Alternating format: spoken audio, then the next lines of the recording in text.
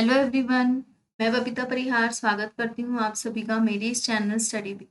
आई hope सो आप सभी ठीक होंगे। वीडियो को लास्ट तक देखिएगा, स्किप मत कीजिए। I promise you will not regret. तो let's start with some motivation. Logic will take you from A to B, imagination will take you everywhere. ये कहा था एल्बर्ट आइंस्टाइन ने। उनका कहना था अगर आप जब भी लॉजिकली थिंक करोगे it will take you from the step A to B only, but when you broaden your imagination it will take you everywhere where you want to go. So this was quote given by him. So let's start today's video. We will know in this video about some important day, important news analysis in English and Hindi. आज exploring Uttarakhand में हम देखेंगे India last village के बारे में, कुछ बातें उसके बारे में हम जानेंगे। तो जो भी इस चैनल पे नए हैं, चैनल को सब्सक्राइब कर लीजिए, लाइक कीजिए और शेयर कर लीजिए। Let's start today's day with some important day. Today is 21st of November. Today we celebrate world television day. आज के दिन वर्ल्ड टेलीविजन डे सेलिब्रेट किया जाता है। इस डे को सेलिब्रेट करने का पर्पस है कि लोगों का फोकस लाए कि ये जो टेलीविजन है कनेक्ट करता है ग्लोबली हर एक पर्सन को, जो कोई भी कॉर्नर से बिलोंग क्यों ना करता हो। तो यहाँ पे इसका मैंने एम मेंशन किया है, इसको मैं आपको शॉर्ट में एक्सप्लेन कर देती हूँ। In order to recognise the impact created by television on decision making by world, attention to conflict and threats to peace and security. Means यही है कि जो ग्लोबलिटी, टेलीविजन हमें ग्लोबली कनेक्ट करता है, हमारे जो भी कॉन्फ्लिक्ट्स है, थ्रेट्स है, जो भी रिलेटेड है पॉलिटिकली, जियोग्राफिकली, उसे सॉल्व करने में हेल्प करता है। ये सेलिब्रेट स्टार्ट डिसीजन स्टार्ट करने का था यूनाइटेड नेशन जनरल असेंबली का, so that they started this day to celebrate it. So this is the important day today, World Television Day. We will start with some daily news update. This news updates are from the different newspapers which I have collected here for the educational purpose and also for the general awareness too. So we will see the daily news update. तो सबसे पहला update ये है, it's a big win, rich nations to pay for climate damages. इसका ये मतलब है कि जो COP27 मीट चल रही है इजिप्ट में, वहाँ पे कुछ डिसीजन लिए गए हैं जिसमें इस बार जो डिसीजन है वो लिया गया है जो अंडर डेवलपिंग और डेवलपिंग कंट्रीज हैं उनके फेवर में। तो let's get to know in short. Here some key takeaways are been mention. इसमें ये मेंशन किया गया है कि जो भी रिच कंट्रीज के एमिशंस होते हैं फॉसिल फ्यूल्स के, या जो भी उनके एमिशंस है लार्ज नंबर में, वो क्लाइमेटली अफेक्ट कर रहा है पुअर नेशन को। इसके लिए बिग नेशंस को, जो रिच नेशंस हैं, उनको पे करना पड़ेगा फॉर दैट। तो इसके लिए ये एक decision, it's a historical decision taken in the past years. ये डिसीजन लेके लिया गया है in the favour of the poor nation कि उन्हें, जो रिच नेशन है, उन्हें फंड्स पे करने पड़ेंगे फॉर द क्लाइमेटिकली डैमेज जो वो कर रहे हैं। So there are some key points mentioned over here. Next, we will go to Indian Navy to hold Indo-Pacific Religion Dialogue on November 23. So जो इंडियो पैसिफिक ओशन रीजन है हमारा, उस पर इंडिया नेवी की मीटिंग होने वाली है नवंबर 23 से। ये मीटिंग क्यों हो रही है? क्योंकि जो चाइना का एग्रेसिव स्टैंड हो रहा है हमारे ओशनिक एरिया में, उसके लिए ये मीटिंग की जाती है हर साल बाय द इंडियन नेवी। सो ये मीटिंग नवंबर 13 से स्टार्ट होगा। इस पे बहुत सारे मेजर स्टेप्स लिए जाते हैं to tackle China's intervention to the Indian oceans. So there are some points mentioned here over here. Next, India to take over chair of global partnership on artificial intelligence. तो India lead करेगा global partnership on artificial intelligence में। ये वो lead करेगा 2022 से लेकर 2023 के बीच में, और ये होने वाला है टोक्यो में।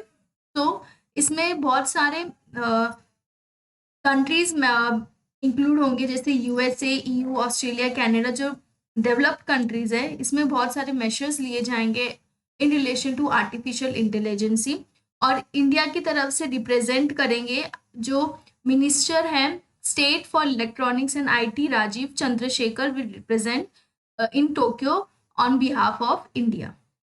So India is going to chair this global partnership on artificial intelligence for 2022 to 2023. Next news is from ISRO. ISRO's third ocean observation satellite launched on Saturday. So after the successfully launch of the first privately built rocket from Sriharikota, ISRO ने third oceanic observation का satellite launch किया है Saturday को। इसमें 8 nano satellites हैं, जिसमें से एक सैटेलाइट बिल्ड की गई है भूटान के द्वारा। ये सैटेलाइट्स जो ओशन से रिलेटेड है, ये ओशनिक टेम्परेचर, ओशनिक वेदर के बारे में पता करता है, उसके जो फॉर्मेशंस हैं, जो भी विंड वेक्टर्स है, उसे पता करने में हेल्प करता है। तो ये इसरो के द्वारा लॉन्च की गई है सैटरडे के दिन। Next news is from some Uttarakhand local news. Uttarakhand में मजबूत होगा आपदा से निपटने का तंत्र। 174 नए वेदर स्टेशन लगाए जाएंगे। जो भी नेचुरल कैलामिटीज फेस करता है उत्तराखंड, उसके रिलेशन में 174 नए वेदर स्टेशन लगाए गए हैं, ताकि प्री इंफॉर्मेशन प्रोवाइड हो जाए उनको और वो लोगों को अवेयर करे, और जो भी प्रॉपर्टीज, जो फिजिकल प्रॉपर्टीज है, फाइनेंशियल प्रॉपर्टीज को कम पहुंचाए वो। इसलिए ये नए स्टेशंस उत्तराखंड के द्वारा बनाए जाएंगे। तो यहाँ पे कुछ अमाउंट बताया है। 1400 करोड़ की वर्ल्ड बैंक की परियोजना के तहत होने वाले कार्यों का खाका तैयार। तो ये वर्ल्ड बैंक के द्वारा इन्हें ये अमाउंट दी गई है, जिसमें ये वेदर स्टेशन लगाने वाले हैं। इसके बाद पेपर लीक, एसटीएफ की रिपोर्ट से तय होगा भर्तियों का भविष्य। तो जो भी पेपर लीक हुए हैं उस पर कुछ डिसीजंस किए गए हैं, जैसे कि जिनके पेपर लीक हुए वो रद्द होंगे या नहीं, अभी तक पेंडिंग डिसीजन है। तो ये आयोग के द्वारा जल्द ही डिसीजन लिया जाएगा, सो दैट नई भर्तियां भी आए, प्लस और जो भी अटकी हुई भर्तियां हैं उन पे कुछ डिसीजन लिया जाए। उसके बाद उत्तराखंड में शिक्षक भर्ती में नियम ताक पर। 2012 से 2018 के बीच बीएड के आधार पर सीटीईटी करने वालों पर रोक, लेकिन मिल रही नियुक्ति। तो यहाँ पे कुछ बातें बताई गई हैं। जो भी 2012 से 18 के बीच जिन्होंने भी बीएड किया है और जिन्होंने सीईटी क्लियर किया है, सीटेट जैसे एग्जाम्स को क्लियर किया है, उनके नियुक्ति पे कुछ रोक लगाई गई है, क्योंकि यहाँ पे डिसीजन लिया गया था बाय द बोर्ड कि उनकी काउंसलिंग होगी पहले, उसके बाद ये तय किया जाएगा कि वो एलिजिबल है कि नहीं है for the post of teacher. तो इसके बारे में उत्तराखंड द्वारा, सरकार द्वारा कुछ डिसीजन लिया गया। उसके बाद आज एक्सप्लोरेशन ऑफ उत्तराखंड में हम जानेंगे एक ऐसे गांव के बारे में जो इंडिया का लास्ट विलेज है फ्रॉम द नॉर्दर्न साइड। सो ये कौन सा विलेज है? ये है माना विलेज। जैसे आप देख सकते हैं यहाँ पे पिक्चर में, this is the last Indian village. तो माना विलेज के बारे में कुछ खास बातें जानेंगे। ये ज्योग्राफिकली तो इम्पोर्टेंस रखता ही है, प्लस इसका हिंदू रिलीजन में भी बहुत इंपॉर्टेंस है। तो हम दोनों एस्पेक्ट्स को डिटेल्ड स्टडी करेंगे और जानेंगे कि ये दोनों तरीके से क्यों इम्पोर्टेंट है। फर्स्टली इसकी ज्योग्राफिकल लोकेशन जानते हैं।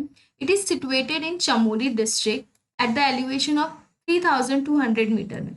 ये उत्तराखंड के चमोली जिले में स्थित है। ये 3200 मीटर की ऊंचाई पे है। ये लाई करता है सरस्वती रिवर के पास, माना विलेज। तो माना विलेज विजिट करते हैं बहुत से लोग जब वो बद्री धाम जाते हैं, बद्रीनाथ जाते हैं। वहां से वो 3 किलोमीटर की दूरी पे ही है। तो मोस्टली पीपल जब बद्रीनाथ धाम जाते हैं, वहां पे विजिट करते हैं, तो वो माना विलेज भी विजिट करते हैं, because it's India's last village. वहाँ की अमेजिंग थिंग्स देखते हैं। तो it is almost 3 kilometre far from the pilgrimage. और ये इसके बाद जो माना विलेज जहाँ पे खत्म होता है, उसके 26 किलोमीटर बाद माना पास है, जो इंडिया और तिब्बत का, जो अभी फिलहाल चाइना का है, उसका बॉर्डर आ जाता है। तो इसलिए इसे लास्ट विलेज का कैटेगरी दिया गया है। और ये तो रहा इसका geographically importance, because of the last village it's has some importance. उसके बाद रिलीजियसली ये इम्पोर्टेंट क्यों है? क्योंकि माना जाता है कि जो पांडव थे, जब वो कुरुक्षेत्र का युद्ध जो जीत के फिर आए, तब उन्होंने यही गांव से सफर किया था, और इसी गांव से सफर करते हुए उन्हें स्वर्ग का द्वार दिखा था।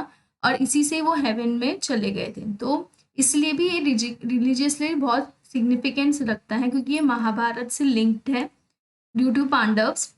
सो इसलिए भी लोग यहाँ पे विजिट करते हैं, क्योंकि यहाँ पे बहुत अलग अमेजिंग थिंग्स हैं जहाँ पे वो देखते हैं, टूरिस्ट आते हैं। It's a tourist place also.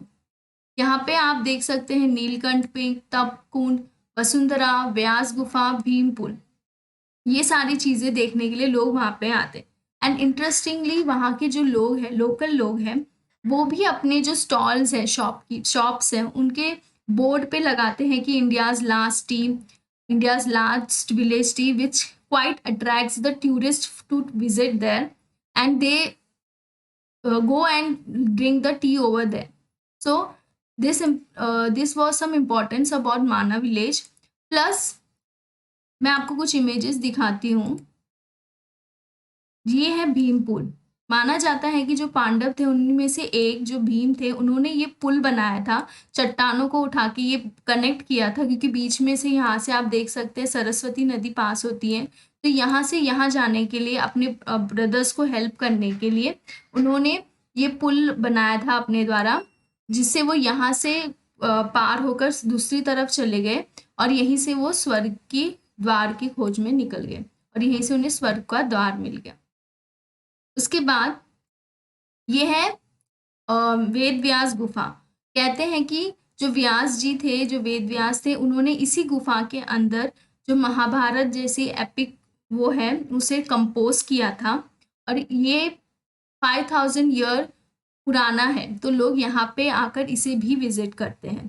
Plus जो नीलकंठ पीक है, वो भी वहाँ पे भी लोग ट्रैकिंग के लिए जाते हैं इन द नीलकंठ पीक, जो कुछ दूरी पे है माना विलेज से, जहाँ पे हम उत्तराखंड का स्टेट फ्लावर लार्ज नंबर में ग्रो होता है, जो ब्रह्म कमल, जिसके बारे में हमने कल डिस्कस किया था।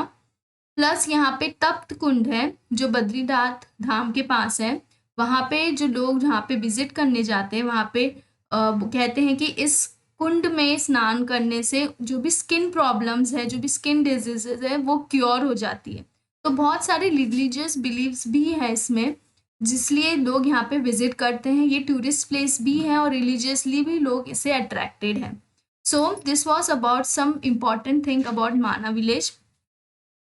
आई hope so you liked it. ऐसे ही मैंने अपने प्रीवियस वीडियोस में कुछ इम्पॉर्टेंट एक्सप्लोजर किया है about the places, people related to Uttarakhand. Those who have not watched that video, please go to the description and you can see that video by clicking in the link. So next we will do some question answers related to the Mana village, so that हमें upcoming exams में ये helpful हो और हमारा जो concept है इस particular thing के लिए clear हो जाए।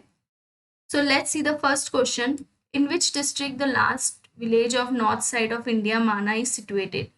तो ये कौन से डिस्ट्रिक्ट में सिचुएटेड है माना विलेज? वो है चमोली में। The answer is D. On which banks of river the Mana village is situated? माना विलेज कौन से रिवर के पास सिचुएटेड है? वो है सरस्वती नदी, जो बाद में जाकर अलकनंदा से मिल जाती है। Where is the India's highest herbal park build recently? तो this India's highest herbal park is build in Mana village. ये लास्ट ईयर ही बिल्ड हुआ है, जो जहाँ पे जो हर्बल चीज़ें हैं, जो मेडिकली पर्पस हर्ब्स है, उन्हें सिक्योर किया जाता है, कंजर्वेट किया जाता है, इसलिए ये इंडिया का हाईएस्ट हर्बल पार्क भी है, जो माना विलेज में बनाया गया है last year. The Mana village is associated to which famous Indian epic time? तो माना विलेज एसोसिएट है महाभारत से, क्योंकि वहाँ पे पांडव गए थे और वहीं से उन्हें स्वर्ग का द्वार मिला था। तो ये थे कुछ क्वेश्चंस रिलेटेड टू माना विलेज। ऐसे ही आने वाले वीडियोस में मैं आपके लिए कुछ इंटरेस्टिंग फैक्ट्स और इंटरेस्टिंग प्लेसेस लाऊंगी about Uttarakhand. So don't forget to subscribe the channel, like it and share जितना आप कर सकते हैं। So thank you, have a nice day.